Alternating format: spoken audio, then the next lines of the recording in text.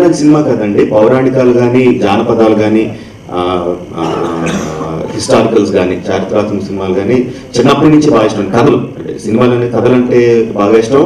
ఆ కామిక్స్ అయినా ఆ నవల్స్ అయినా ఆ సినిమాలైనా చిన్నప్పటి నుంచి బాగా ఎక్కువ చూడటం. సో ఇన్స్పిరేషన్ అనేది ఒక సింగిల్ పాయింట్ కాదండి, చూసిన ప్రతి సినిమా కూడా ఇన్స్పిరేషనే. చాలా పెద్ద లెవెల్లో తీయాలి, చాలా పెద్ద లెవెల్లో తీయాలని కోరిక అయితే ఉంది. బట్ ఫస్టే ఇలాంటి కథ చేస్తే ప్రొడ్యూసర్ బయటకు పోమంటారు కదండి. సో ముందు చిన్న చిన్న సినిమాలు చేసుకుంటూ కొంచెం సక్సెస్ వచ్చిన తర్వాత, మార్కెట్లో వాల్యూ పెరిగిన తర్వాత, డిస్ట్రిబ్యూటర్స్కి ప్రొడ్యూసర్స్కి నమ్మకం వచ్చిన తర్వాత ఇలాంటిది అటెంప్ట్ చేశాను. సో నేను నేననే కదా, నాకు తెలిసి భారతదేశంలో ఎవరైనా సరే ఏ కథ ఏ సినిమా తీసినా సరే ఇన్స్పిరేషన్ మహాభారతం రామాయణంలో ఉంటుందండి. అది లేకుండా ఇంపాసిబుల్. అసలు మన నరనరాల్లో నాకు ఎక్కేసింది అది.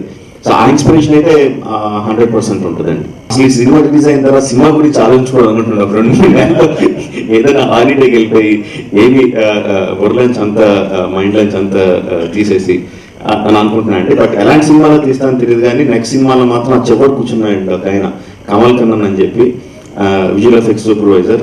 ఆయనతో పని లేకుండా, విజువల్ ఎఫెక్ట్స్తో పని లేకుండా సినిమా తీయాలని అనుకుంటున్నాను అండి.